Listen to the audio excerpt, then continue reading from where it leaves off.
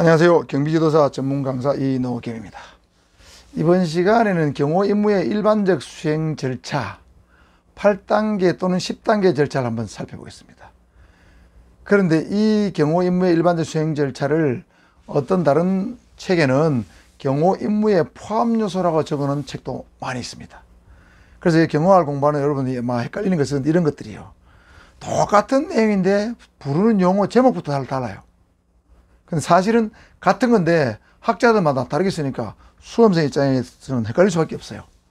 그래서 제가 이런 걸 같은 용어를 다르게 쓰고 있는 걸 같이 소개하면서 여러분에게 학습하는데 혼선을 좀 줄여들도록 제가 정리를 좀 해봤습니다. 자, 일반적 수행 절차 이꼬르 경호 임무의 포함 요소다. 이렇게 이해하시고요. 자, 8단계 또는 10단계 절차를 살펴보는데 번호는 여러분 1번부터 1, 2, 3, 4, 5, 6, 7, 8번까지 되어 있죠? 요 8번까지가 8단계고 다시 1로 된 2개를 더하면 10단계 절차가 되겠습니다. 자, 그래서 1번은 통상임무 수행 단계입니다. 통상임무를 수행하다가 어떤 경호 임무가 떨어지게 되면 이게 1단계 됩니다. 경호 임무 수행이죠. 두 번째는 경호 임무가 떨어지게 되면 행사 일정을 행사 주최 측이나 관계기관으로부터 파악하게 됩니다. 행사 일정을 파악하게 되면 그 다음에는 개괄적 경호계획, 즉 2-1 1단계 경호계획을 수립합니다. 그 다음에는 연락 및 협조입니다. 경호 유관기관 또는 의전기관, 외교기관으로부터 세부 정보를 입수하는 것이 연락 및 협조입니다. 그 다음에 위협 분석인데 경호에 위해를 가할 수 있는 정보 수집 및 분석을 통해서 위협을 분석하고 그 다음에는 선발 경호팀이 현장에 나가서 현장 답사 결과를 경호처에 보고하게 되고 경호처에 보고하게 되면 경호처에서 관계자가 2단계 세부 경호계획을 수립합니다. 이 계획에 근거해서 실제 계획이라고 했죠. 실제 계획에 근거해서 선발 경호팀이 현장에 나가서 선발 경호 활동, 안전대책 활동을 주로 하게 됩니다. 자, 요 4-1하고 6번 헷갈리는데 4- 선발 경호팀 이미 이때 내려갔습니다. 내려가가지고 현장 답사를 하고 있고 2단계 세부 계획이 수립되게 되면 선발 경호팀이 다시 현장에 내려가서 안전대책 활동을 한 번 더, 아주 이게 진짜 활동이죠. 진짜 활동을 하게 됩니다. 그 다음에 경호를 실시하고 경호에 대한 평가를 하게 된다. 자, 8단계 절차 중에서 여러분 외울 것은 5개 외우면 됩니다. 나머지는 상식적으로 순서를 이해할 수 있어요. 자, 외울 거 1년 위계선, 1년 위계선 요 5개 외우면 됩니다. 요건 헷갈립니다. 자, 2단계 경호계획 수립한 다음에 선발 경호 활동 이루어진다. 이렇게 외워두시고요. 1년 위계선. 자, 그러면 지난 시간에 배웠던 경호 업무 수행 절차 4단계와 경호 임무 수행 절차 8단계는 어떻게 같은가 다른가 살펴보면 사실은 같은 겁니다. 계획 단계, 준비 단계, 실시 단계, 평가 단계, 계준 실평인데 계획 단계는 요 절차에 1번에서 5번하고 같습니다. 볼까요?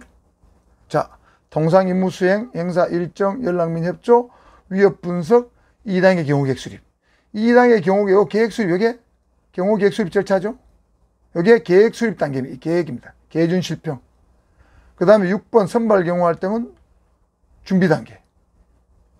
그 다음에 7번은 경호 실시는 4단계 실시 단계. 요것도 실시. 그 다음 평가 단계는 8번 경호 평가 및, 평가 및 행사 결과 보고 작성 똑같죠.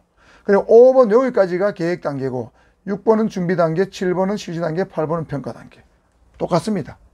그리고 정리하면 4단계 절차를 좀 더 세부적으로 표현한 것이 경호 임무 포함 요소 8개 또는 경호 임무 수행 절차 8단계다. 이렇게 큰 틀에서 머릿속에 싹 넣어주시면 여러분이 안 헷갈릴 겁니다. 세부적으로 살펴볼까요? 통상 임무 수행 단계는 아까 설명했습니다. 평상시 임무를 하다가 경호가 떨어지게 되는 때, 임무가 떨어지게 되면 임무를 수행해서 그때부터 사건 일지를 작성하기 시작합니다. 경호에 관한 모든 걸 기록하죠. 두 번째가 행사 일정 파악인데 이거 빨간 글씨 시험이 잘 나옵니다. 자, 행사 일정은 관계기관이나 행사 주관기관으로부터 행사 일정을 획득하게 되는데 대상자의 신상, 출발, 도착 일지, 기동 방법, 방문지의 특성, 수행하는 숫자, 숙소 명칭 및 위치 플러스 이제 요 두 줄 빨간 걸 두 줄을 먼저 한번 살펴보면 자, 2014년 8월에 프란치스코 교황이 방한 행사를 했는데 크게 4가지 행사를 했습니다. 오셔가지고. 광화문 15 행사는 8월 16일에 광화문 광장에서 했습니다. 자, 무슨 행사를? 광화문 광장, 방문지죠. 광화문 광장, 굉장히 오픈된 넓은 공간인데 경호 입장에서 보면 위험한 공간입니다. 자, 이게 100만 명 운집에서 행사를 했는데, 미사를 했는데 높은 건물들이 있죠. 여기서 얼마든지 교황에 대한 저격이 가능한 곳입니다. 이게 방문지의 특성이에요. 도심지 중앙의 광장에 높은 건물이 운집한 곳이다. 아시아 청년대 폐막 미사에 참여했는데 8월 10일 충남 서산의 해미읍성입니다. 이게 해미읍성입니다. 아주 보존이 잘 되어 있습니다. 조선 초기에 외국의 침입을 방지하기 위해서 만든 성인데 이순신 장군이 여기서 10달 동안 지휘관으로 근무한 적이 있고, 조선 말기에는 천주교인들이 탄압을 받아서 이 해미읍성 주변에 천주교 유적이 많이 있기 때문에 교황님이 방문을 하셨습니다. 비교적 위험성이 있는 곳입니다. 그 다음에 월드컵 경기장에도 행사 참석했죠. 자, 이게 굉장히 엄청나게 많은 사람이 모였어요. 위험한 곳입니다. 평화화해를 위한 미사는 8월 18일에 명동 성당에 있었는데 이건 실내 행사니까 위험성이 덜합니다. 자, 로마 교황 언제 출발해서 언제 도착하고 기동방문 비행기로 오고 한국에 도착해서는 승용차로 움직인다, 뭐로 움직인다 나오겠죠. 방문지의 특성 살펴봤습니다. 수용원의 숫자, 로마 교황을 따라오는 추기경이라든가 비서 있겠죠. 숙소 명칭 우리나라 교황청 대사관에서 주무셨습니다. 그 다음에 위치 어디 나오겠죠. 자, 요 플러스 앞에 요 두 줄은 여러분 무슨 진술 쓸 때 OW1H 있죠. 언제 어디서 누가 무엇을 어떻게 왜 요거하고 관계 있는 것은 행사 일정이다. 이래 알아두시면 됩니다. 그 외에 플러스는 볼까요? 의전사항은 뭐냐면 로마 교황은 국가원수가 아니에요. 근데 국가원수급으로 경호를 해야 될지 또는 총리급으로 해야 될지 애매하기 때문에 의전사항에 관련된 어떤 보고서를 관련 기관으로 받으면 거기에 의전에 가는 게 적혀 있어요. 그럼 거기에 맞춰서 경호하는 거예요. 그래서 의전사항도 미리 파악해야 되고 방문단과 함께 움직이는 취재진도 여러분 파악해야 됩니다. 로마 교황을 따라다니는 취재진이 있겠죠. 교황청 취재진도 있습니다. 그 다음에 소요 비용은 로마 교황청이 물 것인가 우리 정부가 물 것인가 또는 교황 방한 준비위원회에서 물 것인가 이것도 확인해야 되고, 행사 주최 측은 로마 교황 방한 준비위원회겠죠. 거기서 요청사항이 있거나 방문국에 요청사항이 있으면 여기서 방문국은 우리나라 국가원수가 외국을 갔을 때 그 나라가 방문국이 되겠죠. 그런 요청사항까지도 행사 일정에 들어간다. 계획일정, 행사에 관한 계획일정인 사항을 파악하는 것이 행사 일정의 파악에 포함됩니다. 자, 살펴봤죠. 이렇게 프란치스코 교황 행사를 중심으로 해가지고 행사 일정에 관계된 내용을 살펴봤습니다. 그게 이루어지게 되면 포괄적 계획을 수립합니다. 1단계 계획이죠. 자, 이것도 계획일정의 책상에 앉아서 하는 계획인데 경호의 목적과 전체 방향을 먼저 그리겠죠. 경호의 목적은 로마 교황의 신변 안전의 확보, 전체 방향은 로마 교황이 낮은 경호, 서민을 중심으로 하는 서민 지향적 사고를 가졌기 때문에 대한민국 국민의 불편을 최소화하는 경호를 해주라 하면 거기에 맞춰서 경호 계획을 수립하게 되겠죠. 선발 경호를 할 것인가 말 것인가, 한다면 어떤 방법을 할 것인가 이것도 나와야 되고, 그 다음에 경호 방법과 투입 경호 경비의 숫자인데 이거는 계획적인 경호 방법과 계획적인 경호 경비의 숫자입니다. 왜냐하면 1단계 계획이니까. 여기 계획적이라는 말이 없지만 계획적이라는 말이 들어있다고 생각하시면 됩니다.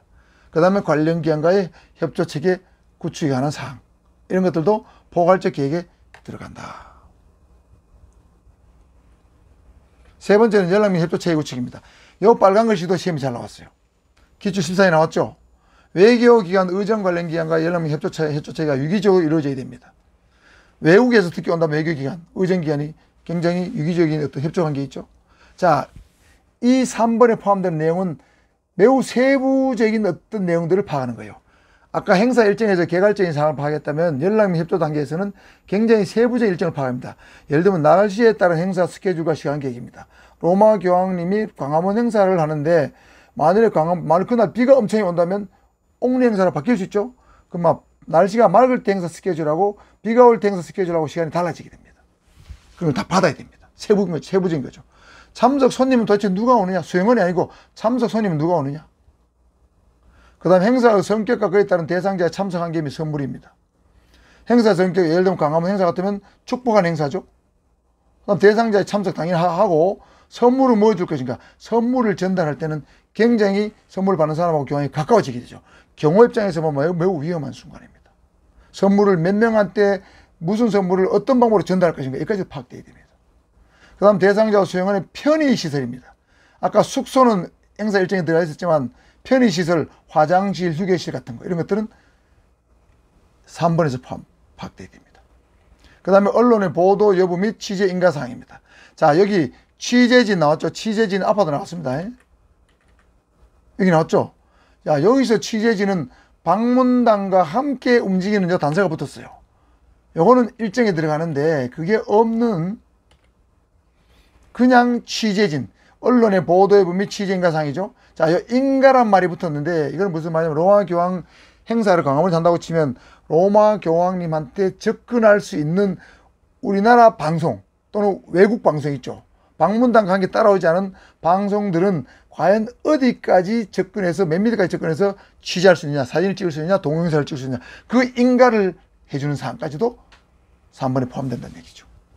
그래서 2번과 3번이 빨간 글씨 된 내용은 굉장히 중요하기 때문에 어떤 것이 행사 일정에 속하고 어떤 것이 연락 및 협조 체계에 속하는가 확실히 구분해 두는 것이 굉장히 중요합니다. 이번 시간은 여기까지 하고 4번부터는 다음 영상에서 찾아뵙도록 하겠습니다. 감사합니다.